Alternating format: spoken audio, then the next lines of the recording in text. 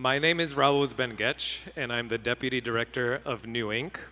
New Ink is the New Museum's cultural incubator for creative projects in art, design, technology, architecture, cooperation. I'm here to introduce our Cooperative Studies Track Talk. This is the second year this track exists at New Ink, and we wanted to create a home for people looking for new models of cultural infrastructure and communal organizing. This is a home for artist collectives, mutual aid groups, labor organizers, solidarity economists, and community stewards. The people you're about to hear from are helping us see new ways of organizing ourselves, our business, and our lives. Here to guide us and open the door to these conversations is Yancey Strickler.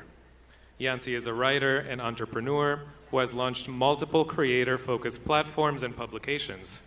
He is known for circular economy projects he created, like Kickstarter, The Creative Independent, and now Metalabel, which I think we'll hear more about.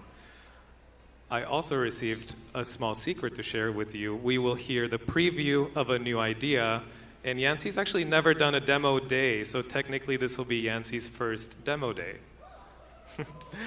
After Yancey sets the tone for us today, we'll hear from Kemi Oritsejafor, Risa Puno. Let's hear it.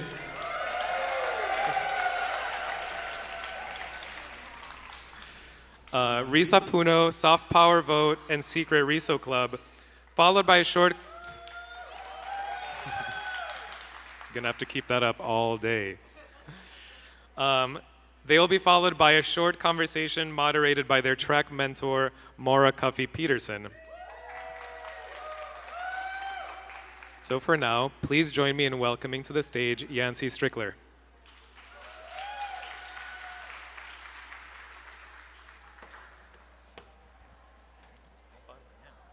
Hey, what's up, y'all? What's up, y'all? Nice to see you. First, just an applause for all the New Ink fellows and everyone this year. I've really enjoyed everything I've checked out, so it is about you. It is about you.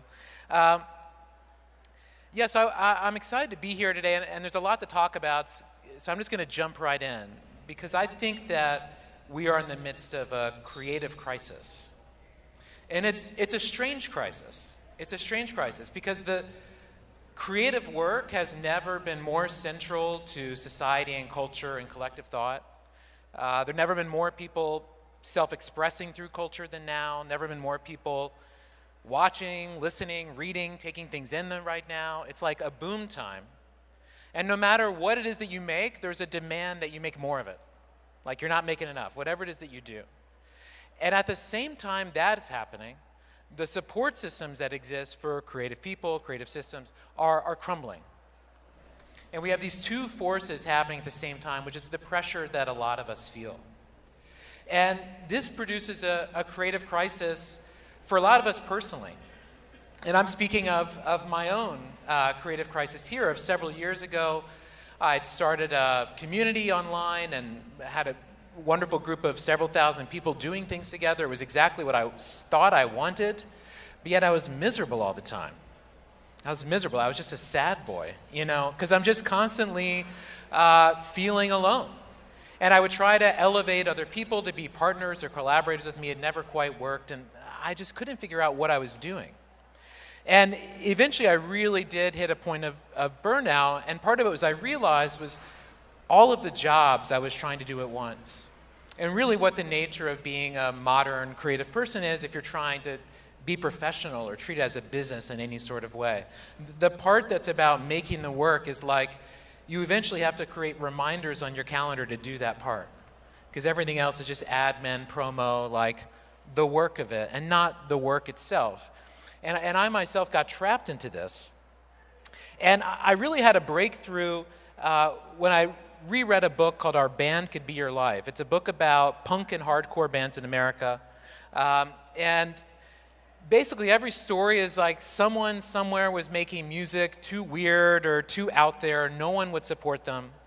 So what they had to do is they had to make their own label, which was just creating a logo and having like a P.O. box. It was all fake generally. But just that amount would allow someone to self-legitimize. And it did something else, that it let other people adopt your same worldview. So if you're a punk band and you put out a punk record, you're actually like manifesting more punkness in the world because you're showing people a certain way of thinking and behaving.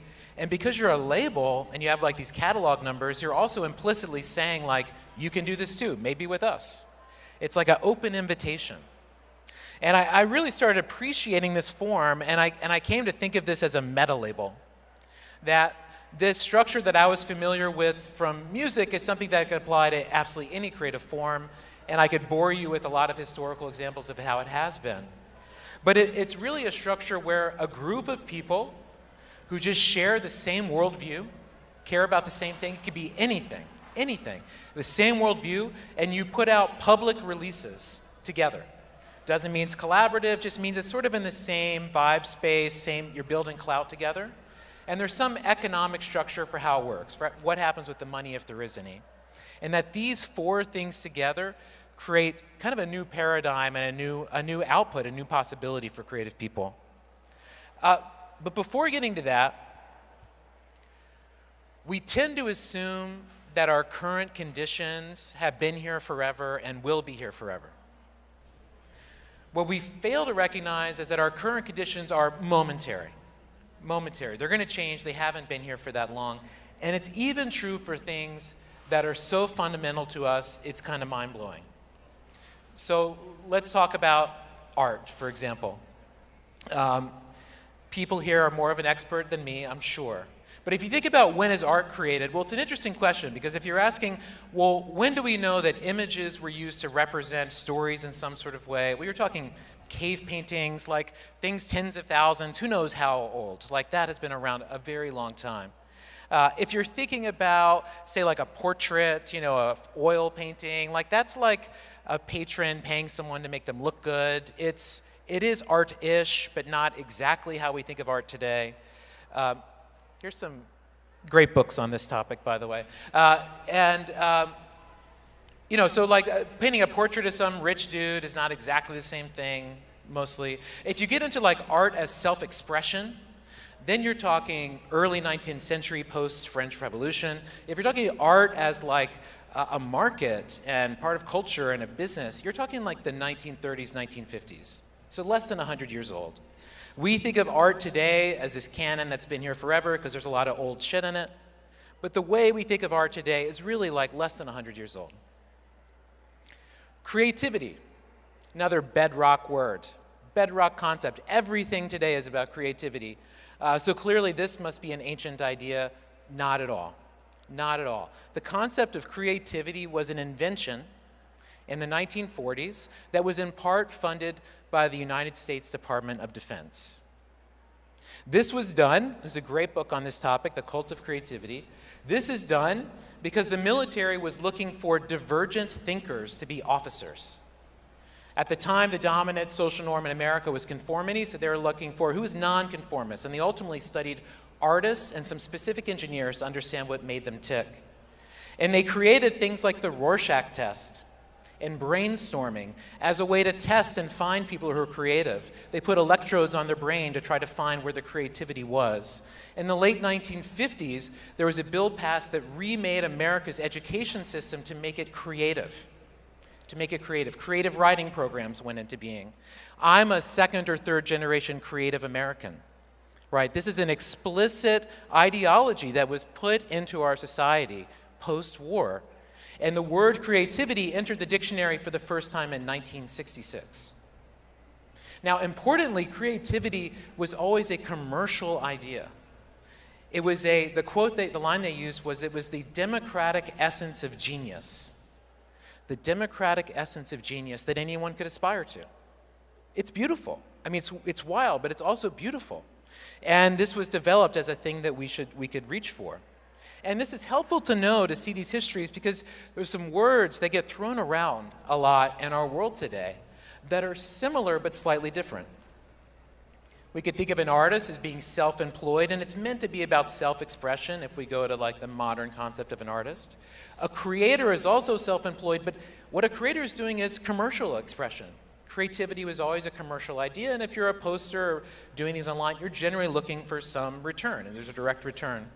And then for people that work inside at companies or for brands, they are commercially employed creative people. The reason why in advertising they dehumanize creative people by calling them creatives is because of this early origin in this word. But there's just an interesting history to where this has come from.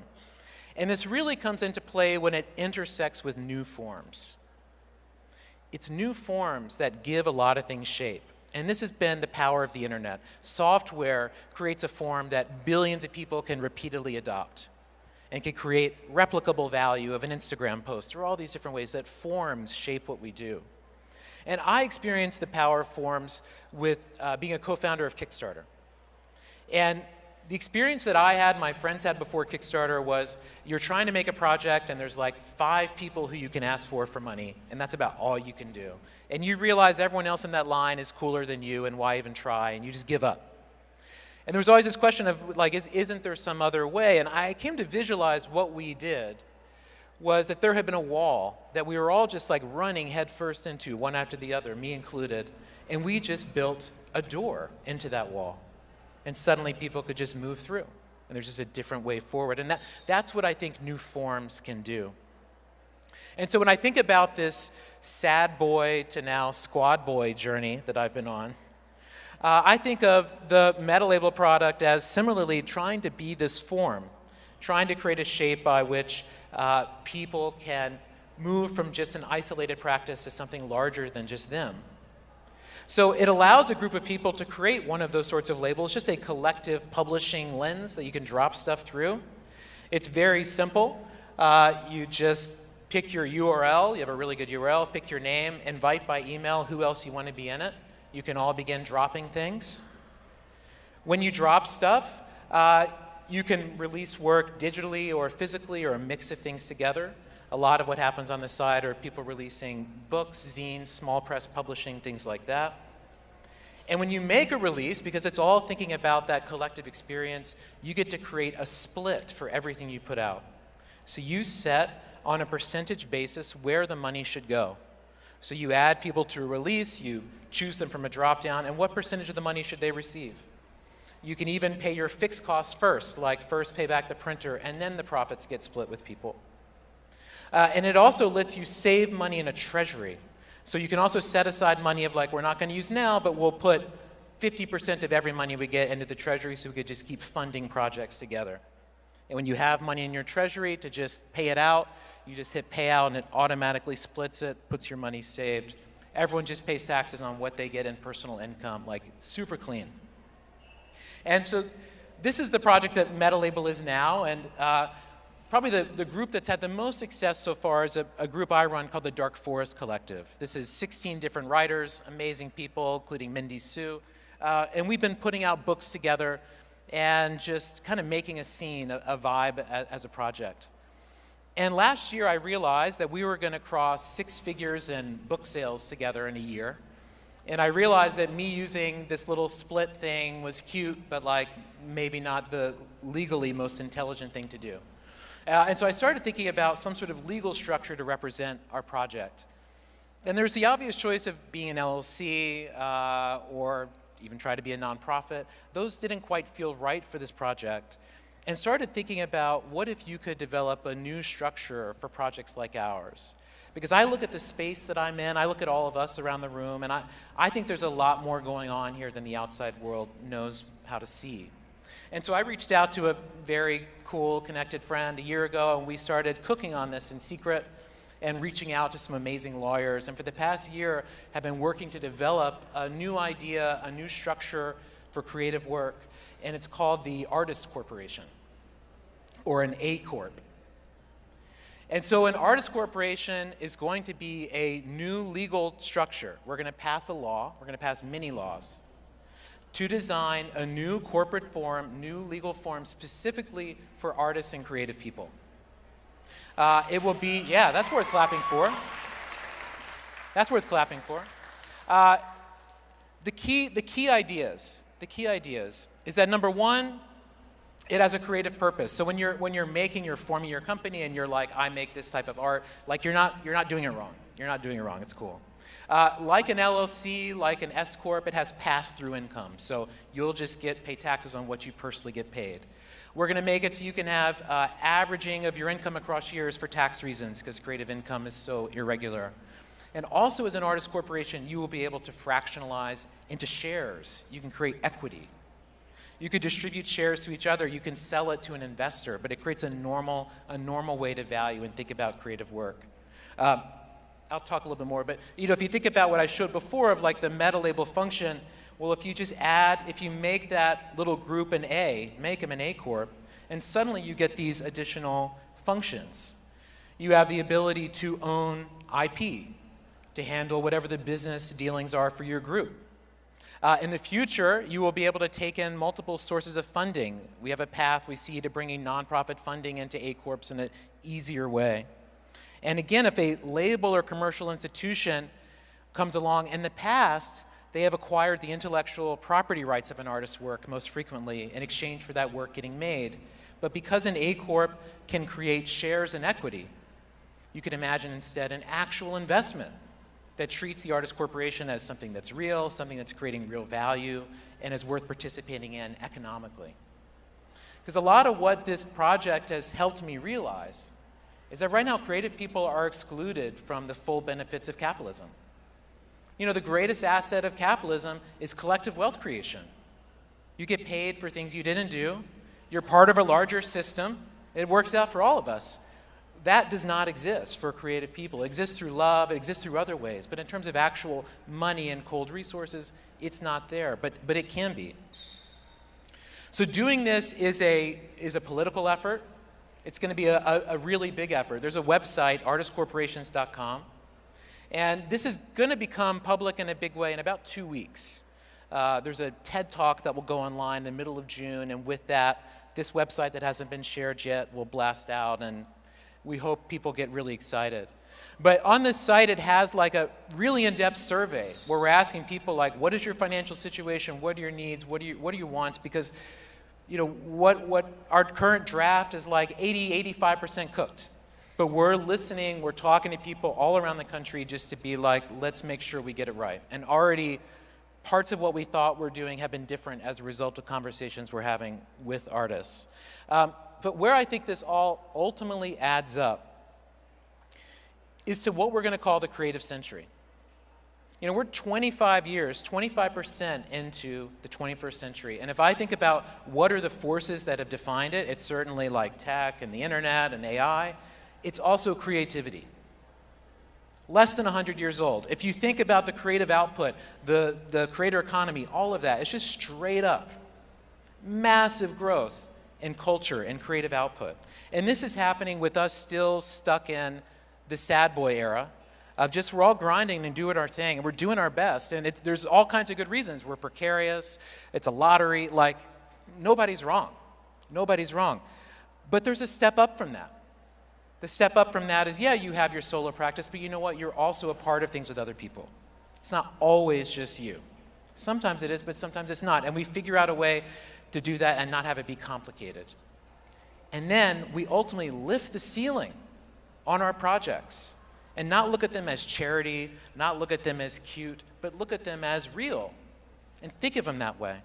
And if we create a foundation, a legal foundation that lets us value creative work differently, there are many more floors to be built on this, many more ideas, many more ways to go, and ultimately a world where us as artists and creative people, we're creating our own systems that support each other.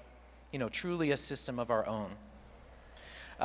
You can learn more about kind of what we're cooking and thinking about here, but the big thought is just, even though there's so much doom, this isn't the end, this is just the beginning. All right, thank you all.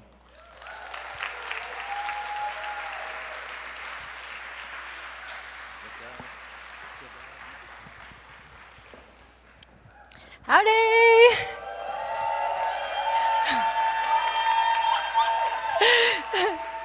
Thank you all so much. I just want to say how grateful I am to be representing Co-op Studies. And I just want to say there's only a few of us speaking up here tonight, but there's so many of us in this track, and so you should go to the New Museum website and check out their bios because they're all awesome. Oh, wait. So, hi, I'm Risa Puno, and obviously, and I put my name and info there just in case you forget. And before we get started, I just wanted to give you a heads up that today we'll be talking about rage. No joke, I'm not playing, but I am technically always playing, but that's because I take play very seriously. I'm an interactive installation artist that makes disarmingly playful experiences, often about difficult or complex topics, like my escape room-inspired public art project with Creative Time about social privilege and systemic inequity, or other projects about stuff like data privacy, fairness in artificial intelligence, or the labor that goes into collective care. So why rage? Well, I think rage has a branding problem. I mean, when I think of rage, I picture stuff like this guy. I know, yikes. Rage is often thought of as explosive, chaotic, toxic, violent, so, bad. But I've come to think of rage as something that builds up and accumulates over time, and more logical and predictable than people think. And the writings of authors like Audre Lorde and Bell Hooks taught me that rage is necessary to illuminate when something is wrong. And it can even be healing, especially when experienced in solidarity with others. And the thing is, I have a complicated relationship with rage. I mean, let's be honest. I don't really identify with this guy. As a Filipinx-American femme, I find rage difficult to access. And if I had to guess, I probably make an expression more like this when someone wrongs me or does something that goes against my core beliefs. And sometimes I don't even realize that what I'm feeling at the time is rage. And so in 2022-2023, I made an immersive storytelling experience called Unresolved Rage Game as part of Soho Rep's Writer-Director Lab about rage from the perspectives of Asian women and femmes. And it was inspired by tabletop role-playing games like Dungeons & Dragons, but instead of medieval monsters, players had to deal with modern microaggressions. And I wrote game mechanics that were based on real-life experiences with rage triggers.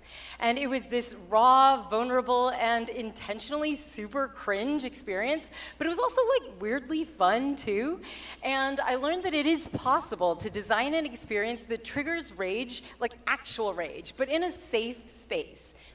And people shared that it changed the way they thought about rage, and they've thought about it every day since playing.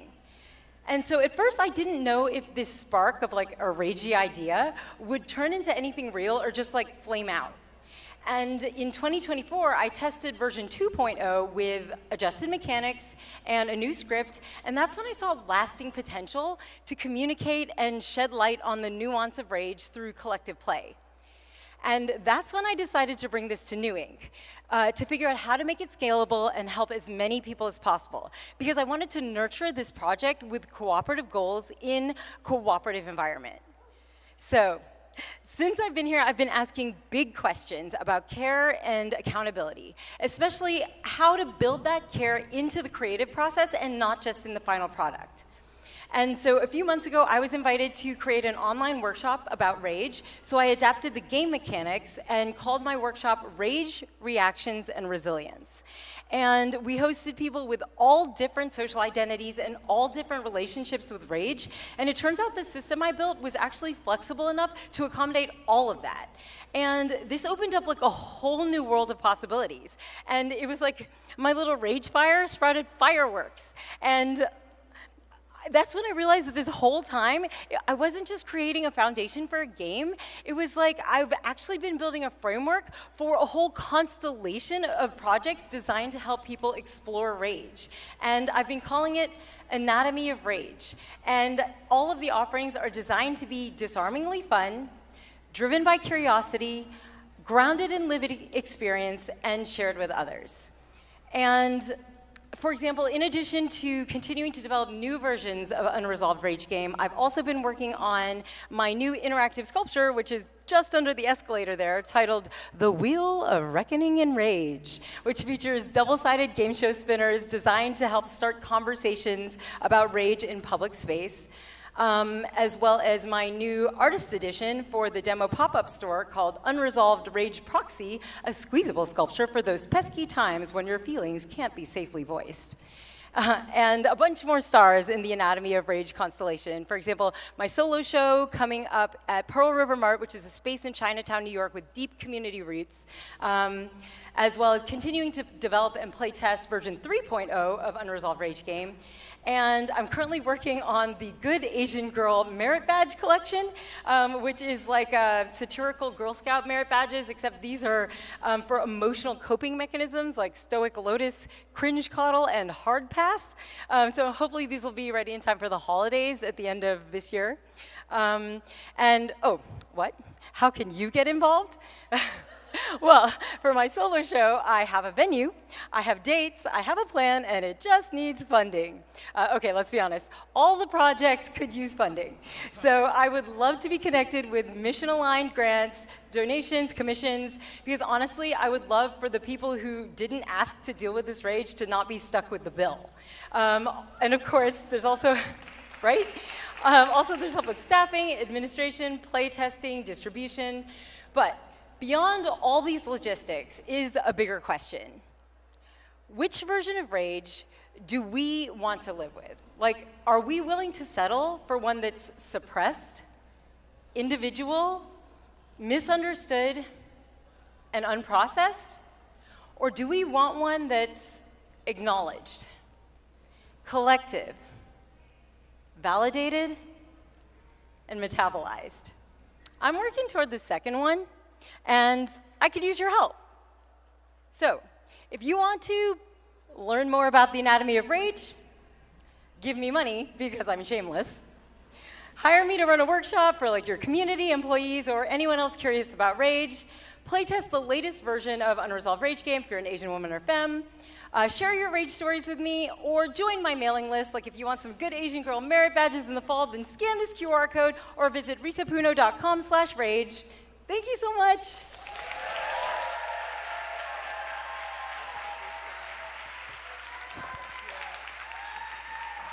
Give it up for Risa.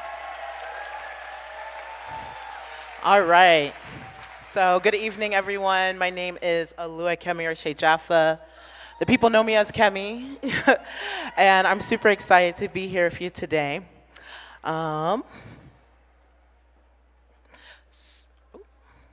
Okay, awesome. So guess what? I am a certified talker. I love taking advantage of those rare, brief, and sweet pauses I find with others, those serendipitous locked eyes found easily every day in this city. I find willing conversations, and credit to my nosiness, the confessions of a creative life, by any means possible. I've heard numerous dreamlike choruses of what happens less in studios, but kitchen tables at apartments and homes. And these confessions of creativity stowed on any surface we can find at home, both for and beyond the studio, are the foundations of Solo Market. Solo Market is a second-hand creative production marketplace and gear exchange that facilitates circular material art production across all disciplines. I forgot to tell y'all, we're in this together, making art production and a creative life more accessible. This work rests on the pillars of sustainability and equity. This is the new creative economy for art production that we are building. I pair peer-to-peer exchange of creative gear, materials, and equipment with workshops rooted in sustainable art production and needed moments for pause and community to honor that the journey is not linear, but as well as that you're not by yourself.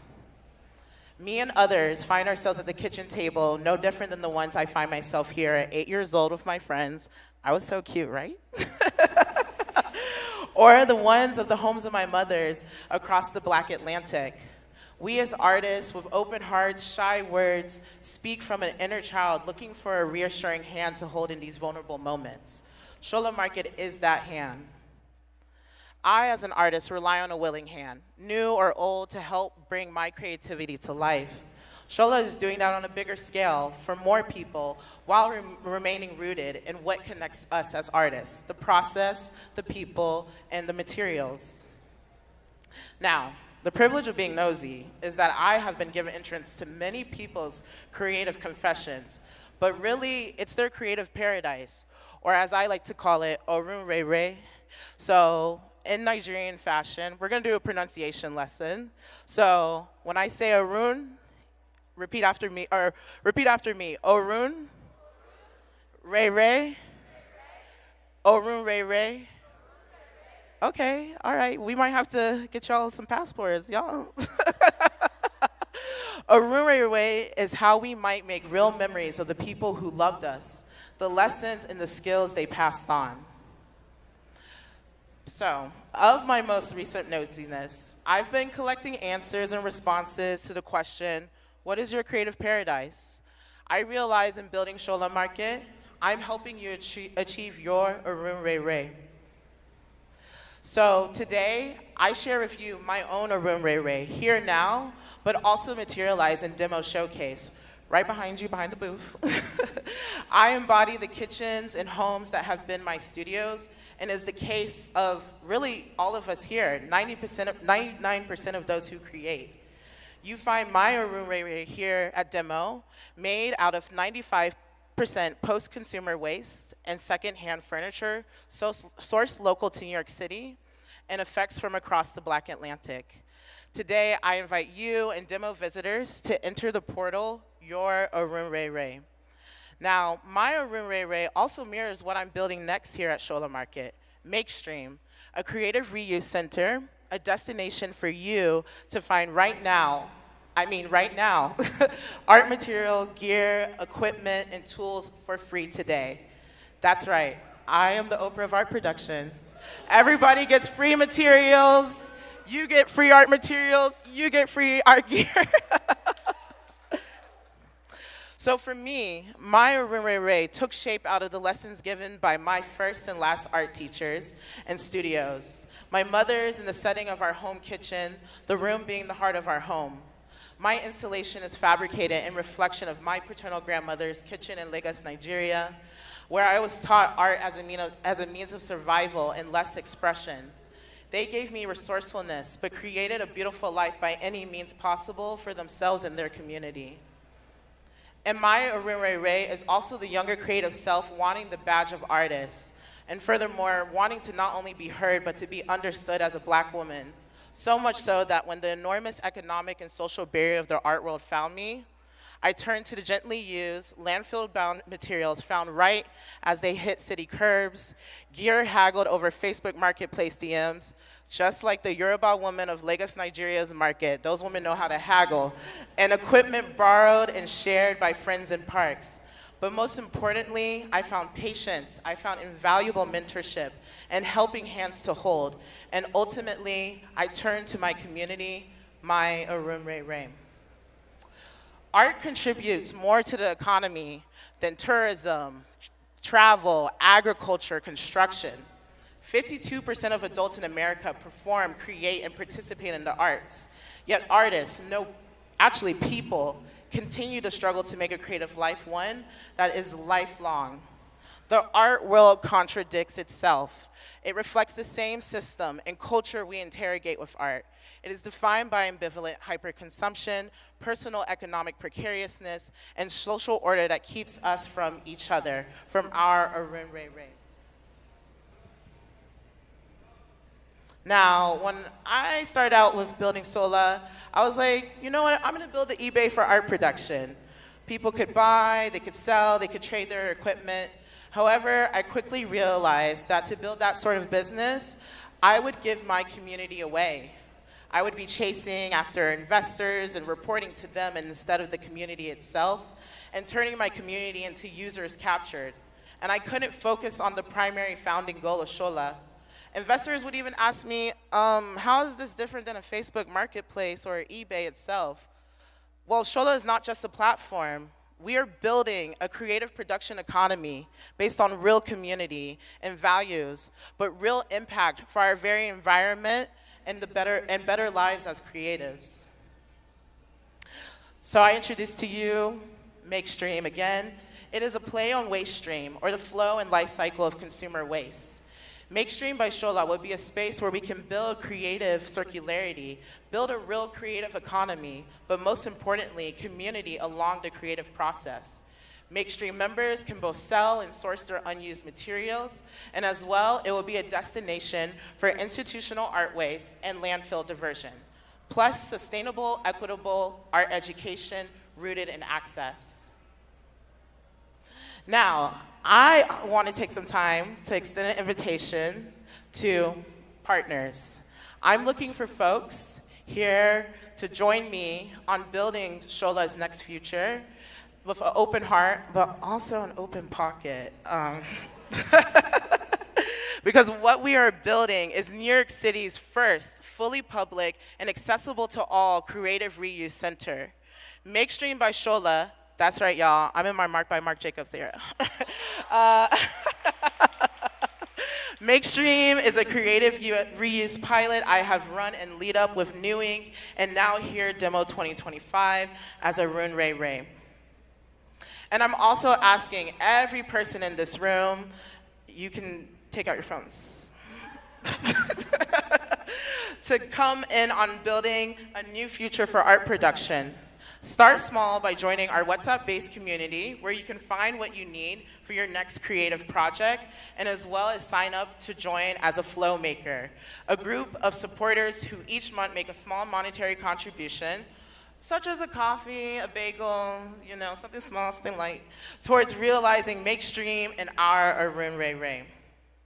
And lastly, the word Sola comes from the Yoruba word for wealth.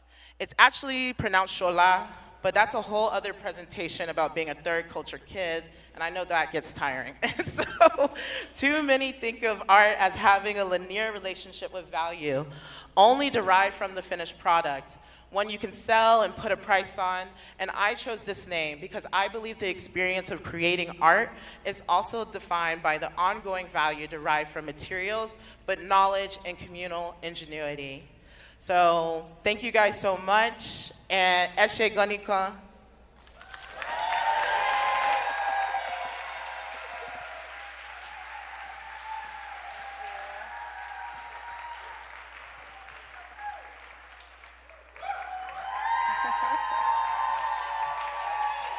Hi, everyone.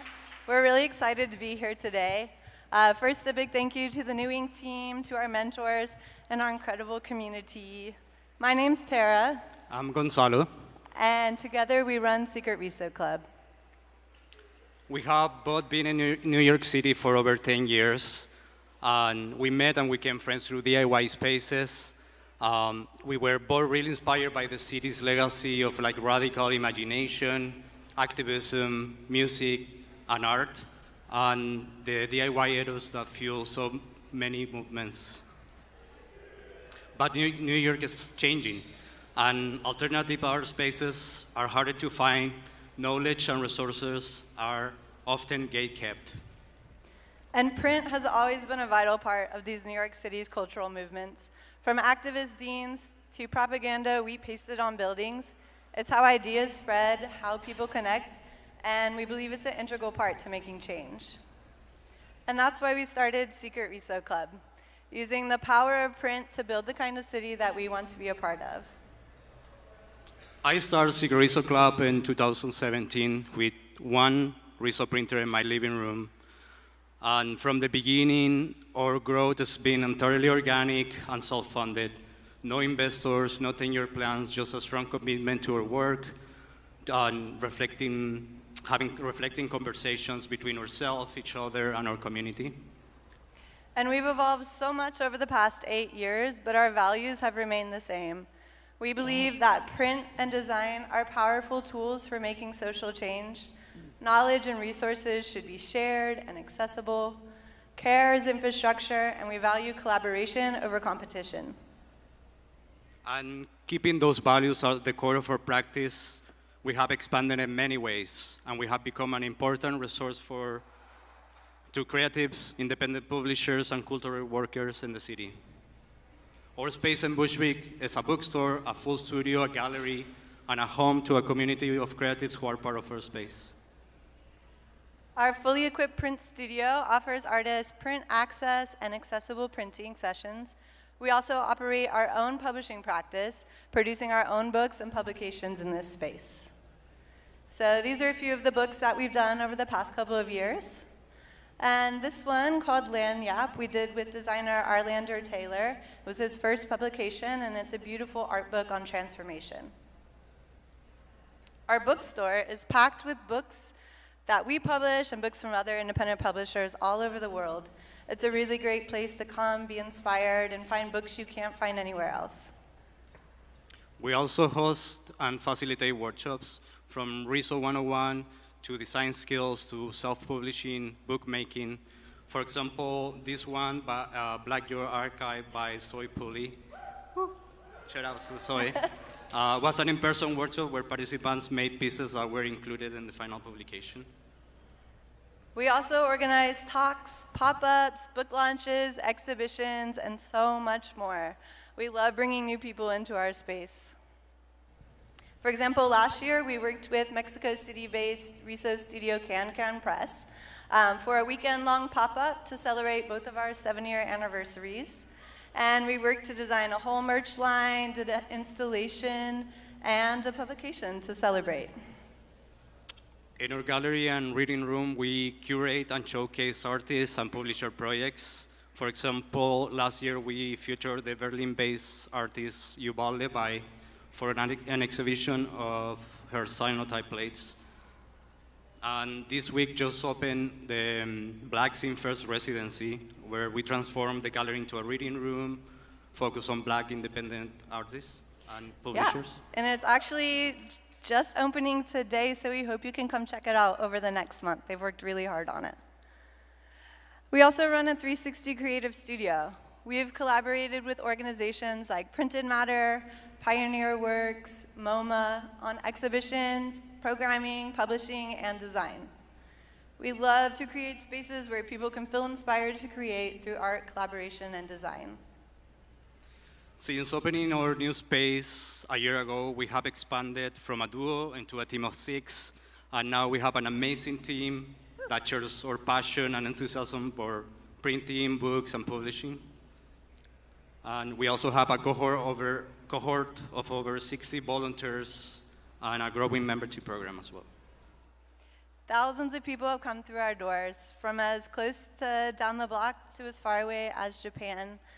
We see that people are hungry for spaces that center community, creativity, and care. But Siglo Riso Club is not just about making prints, it's also about building movements and connections. And alternatives are spaces that focus on print and publishing, like ours, are vital for the creative ecosystem of the city. And we are really proud to carry on that legacy. We made so much happen over the past 8 years through our own hard work and dedication to our practice.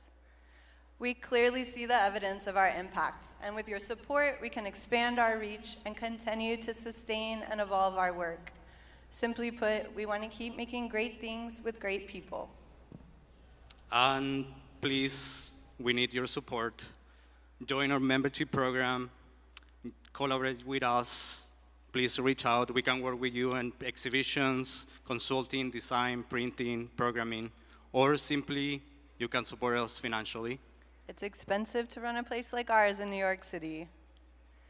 Thank you for listening. We're building the New York City that we want to live in, one where people make things together, share knowledge freely, and take care of each other. We have a reading room and an exhibition of our work just over there, where you can read a curation of books on collaboration and cooperation and see our design work. We'd love for you to come through our store in Bushwick, browse our books, attend our events, and join a workshop. We would love to talk more and build something together. Thank you. Thank you.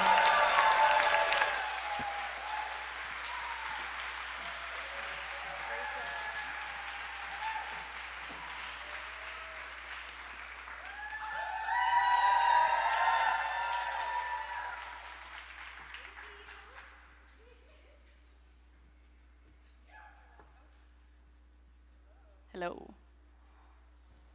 Is this thing on? Oh yeah, here we are. Hey, Hi hi. everyone. Before we get started, I want to ask the audience a question. So raise your hands if you're a voter in New York or if you vote in New York. Wow. Ooh. Impressive. Okay, keep your hands raised. Sorry. If you have ever felt overwhelmed about what you're voting on when you get to the ballot box. Yeah, they stood up. Nice. All right, well, there's a primary coming up in New York City. You can put your hands down. Thank you for participating. There is a primary coming up in New York City on June 24th, and we're here to help. So what information do we need to feel like an empowered voter?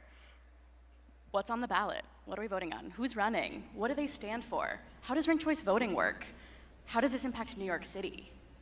Historically, the tools that we rely on to seek this information out are stuffy and jargony.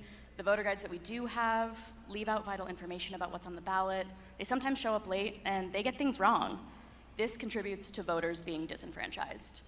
How are we supposed to show up when the resources we're expected to rely on are incomplete, incorrect, and inconsistent? Hi. We're Soft Power Vote, and we make voter guides a little differently. My name is Melissa. I work in media. I'm Molly, and I work in the music industry. We're regular New Yorkers, and we don't work in politics. And we like it that way. So since 2020, we've made the political process easier to navigate in New York by messaging about election dates and deadlines, decoding political jargon, and by making it cute. This is our attempt to overcome the passive forms of voter suppression that exist in our city. By wielding the power of social media and leveraging a visual language and informal tone that our peers are familiar in, we're inviting more people into the process by meeting them where they're at. But let's throw it back to the cultural moment in which Soft Power Vote was launched, which was May 20th, 2020. NYC had become the epicenter for the COVID-19 pandemic. As we remember, we saw the city that never sleeps empty out. It was also a time of social uprising in response to police brutality, and New Yorkers were mobilizing. People were hungry for connection. Mutual aid efforts and community organizing during this time reminded us of our collective power. This widespread info sharing in 2020 directly informed the in-depth structure of the Soft Power Voter Guide. 2020 was also an election year. Laws were changing in real time. Voting laws were changing in real time, and voting rights were actually expanding for the first time in ages. And Soft Power Vote really worked to centralize a lot of these updates. The project was actually already in the works before COVID, but launching during this time felt incredibly urgent. Since then, we've produced voter guides for every election cycle, and oh yeah, it's a citywide primary election right here in New York City right now. We're in our busy season at Soft Power HQ. So we've been saying soft power a lot. The term was coined in the late 80s by political scientist Joseph Nye, who acknowledged the influence of pop culture and diplomacy in world affairs. And this is in contrast to hard power, right? So war, militia, brute force, and capital influence. So people may not like American politics, but they love American culture. And while society would like for art and pop culture to remain siloed from politics, we're reminded that artists help us envision a different world. So a core value of the project is to make political messaging colloquial into something relatable, familiar, and cool. We want to make our peers feel comfortable talking about this stuff and in the same conversations that we're having about music, art, sports, and what we're generally interested in. So take a second and make a guess about what this number represents. This is the percent of voters aged 18 to 29 who turned up for the June 2024 primary election in New York. Okay. Now what about this number? This number is the percent of New Yorkers who are millennials and Gen Z. We are almost half of the population. What would it take to increase the number of young people who turn out? What would it look like if more of us showed up to the polls and participated in the political process? Because millennials and Gen Z are now the largest voting bloc, but the reality is we're also the least likely to do so. Soft Power Vote's goal is to bridge that gap so our electeds can better reflect our community and serve our needs. And this is how we do it. Another core value of the project is offering multiple points of entry into the information that we provide. through social campaigns, printed matter, newsletters, and for folks who want to dive deeper, a thoroughly researched spreadsheet, because the reality is we all absorb information a little bit differently. The spreadsheet is here for people who want the receipts. We take a deep dive into everything on the ballot, and we mean everything, even the little volunteer roles you've never heard of, in every district citywide. The voter guide that New York City provides does not do this. And other independent voter guides in New York City don't even do this. We're the only one who does this. We research all this information from publicly available sources and share our take with the same tone we'd use to tell our friends about someone new we're dating or a show we just went to. And we link out to all the key places that we looked so that you can do it too. This is our invitation to get more involved so you know who your electeds are and what they do, because they work for us. They work for us. And the impact is clear. Soft Power Vote has garnered millions of impressions over the years. These are some posts from the last election cycle, and the info travels much further than our follower count. We've made voting go viral, y'all. And these aren't just numbers. These aren't just numbers, these are people. These are voters and they're New Yorkers.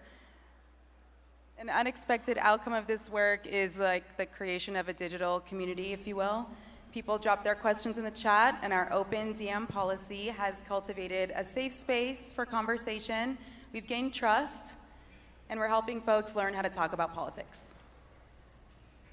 By helping people understand how the city works and by making it easier to vote, we get closer to seeing what New York would look like if we all showed up. It's the New York City we want to see, a city where we all thrive. So we focus on NYC elections because we live here. We love New York. It also provides some focus and structure in some deeply overwhelming times. But this work can be replicated beyond the 5 boroughs. Hey, have we mentioned yet that there's an election happening right now in New York City? If you're in the city, no doubt you're hearing all the noise that surrounds an election season of candidates vying for your attention or hiding from it. It can be daunting to sift through, but Soft Power Vote makes it easy. So in the Co-op City Showcase, just right over there, right behind us, we invite you to make a voting plan for Election Day on June 24th.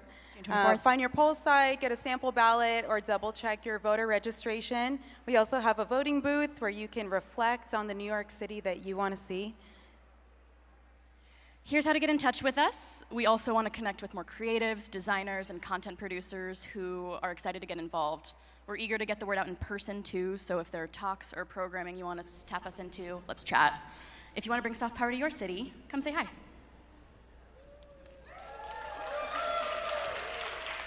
So if you can vote, or even if you can't vote, be a friend and tell a friend. This work really sings when it's shared on and offline. Talk to your people, talk to your neighbors, and remember, voting is just one tool in our toolbox for enacting change in our communities. It's a collective effort because we, the people, hold the power. The soft power.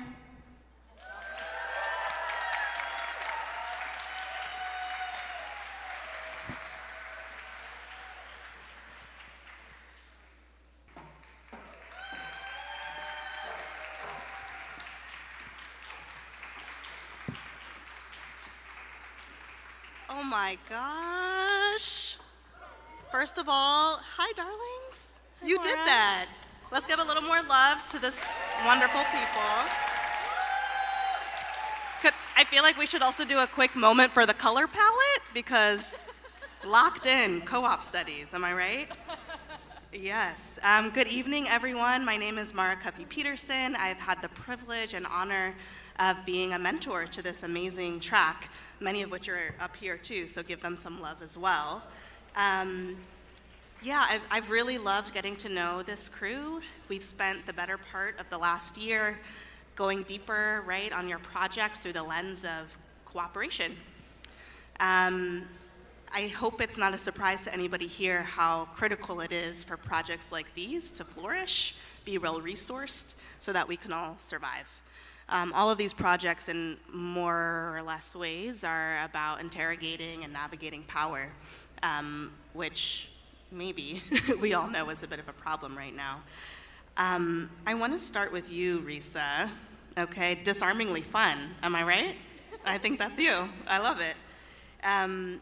I'm thinking about, your project makes me think what's at stake when we don't unpack our interiorities collectively. You've been thinking a lot about accountability structures that don't actually always exist in the gaming world, right, in the artistic world. Would love to hear you talk a little bit more about care and accountability in your work. Yeah, absolutely. I think that's been something that's been really, really interesting to explore, especially here at New Ink, because I think as a solo creator, especially in the Cooperative Studies track, I've learned so much about like structural ways to incorporate that level of care and accountability. Like as a solo creator, creating for communities, even if you're part of that community, it's like we're not a monolith, right? Like if I'm designing something for Asian women and femmes, I can't speak for everybody. And like for example, there's like ethical game design guides, but you can choose how much of that you want to apply or not, right? And that's kind of shitty. And so it's like, what are you going to do about that, and how do you hold yourself accountable? And so, like in our working group in the fall, in thinking about that, I realized, what if there were like a council of advisors or something like that with the project who could hold me accountable and actually maybe veto big design decisions to say, like, we think this might be harmful for the people playing, especially on a project where you could potentially re-traumatize people, right? And looking at other models for trauma-informed care and things like that. And so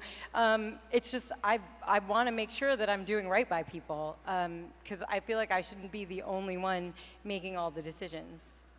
Really, yeah, think about decision making as a really key part of what we think about and what we've been talking about, right, as part of co-op studies.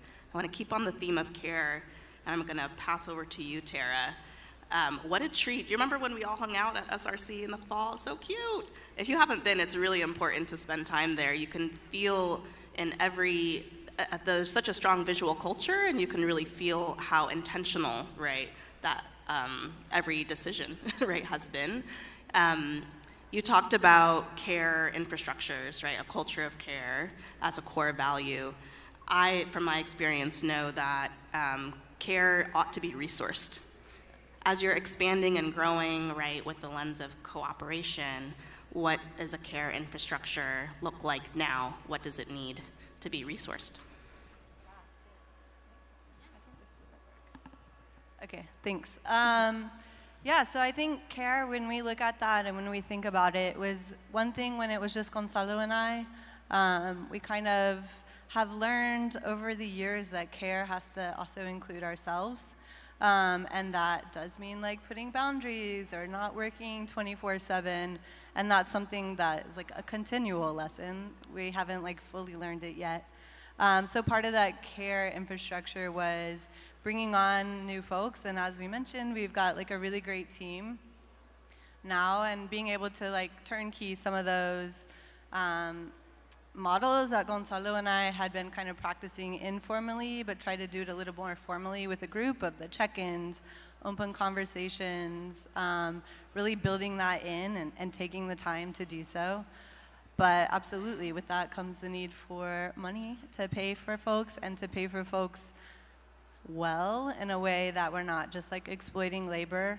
And it's a journey for sure, but it's been really nice to be able to practice kind of some of those things that we're working on together with a bigger team, and we really truly have such a great team to do it with, some of which are here. So yeah, shout out to the squad. We're here. So important. What a mirror to movement, right? Like, we have to be cultivating the spaces that we want to see in the future as well. Kemi, let's go. I got something for you as well. One of my favorite things you talk about is shifting from like an eBay platform to Makestream, right? And what it means to hold community, to move at the pace of community. Would love to hear you just a quick thought on why that shift. Yeah, the big reason for that shift was that I wanted to really honor the values in which I started, Solar Market, which was, this frustration with the slowness, but honoring slowness. And also how slowness can enable all of us to better connect to each other, and also better reflect like the urgent needs for our community and people, but as well as the environment.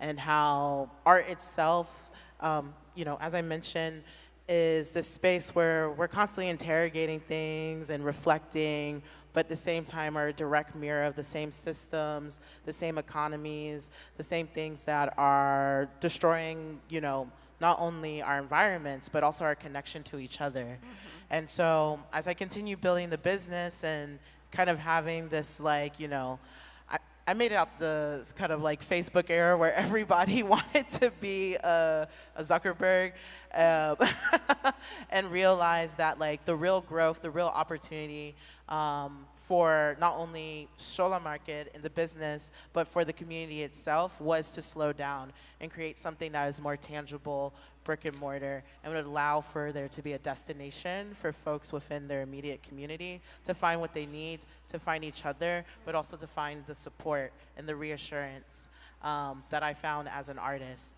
And shout out to your invitation. We can find each other here, right? We can find each other back there. This is the time, yes, right? Meet me at Room Ray Ray, back left, by the windows. Yes. Incredible. One last for you, Molly. Soft power vote. Am I right? Am I right? One time. Everybody, have you seen that spreadsheet? It is dizzying and comprehensive and important. When I think about local New York City government and my own work in policy advocacy spaces, the word is empire. Yikes, right? And I think of soft power vote as such a key tool to potentially reimagine, refabulate empire. Would love to hear you say a quick thought on the process, right, for this year's voter guide, why that's important for our collective futures, and if there's anything urgent right now that people need to know before they go vote. You mean the primary on June 24th? Yeah, no, absolutely. I think that when we think about, it's a local election year, so we're not really focused on the national of it all, and while we do cover that in those years, what I really like about focusing on the local of it all is that when we do the national focus, we are really focused on sort of the outward US empire. And when we're focused on New York, I can focus on the electeds who are in charge of does my trash get collected? Is my rent going up? Sort of the material conditions of living in New York day to day. And so when it comes to the guide, we assess a lot of the candidates based on the sort of more felt experience here in New York, and are really transparent about it in the spreadsheet so that we just feel like we're, two guys with a spreadsheet who are doing the work and kind of going beyond the structures that are given to us. And that, I think, makes it imaginative for others to be able to replicate because we don't work in politics and we like it that way. And then I think for this election, one, it's just urgent, please go vote. And two, a lot of noise with the mayor, but the most local thing on the ballot this time is a really small volunteer position where the election districts are 1 block big. So those people on your ballot are your next door neighbors. Please go talk to them, please go meet them. And it's really that sort of tangible, real life, your next door neighbor impact. So June 24th. Fantastic. Can we give it up one more time for the co-op studies? Yes. It is my deep wish that all of these projects are well-resourced. Yes, so talk to us in the back, right? Raise your hand. Let's do it. Okay. We're yappers. Thank you so much, everyone. I think that's it. That's our time.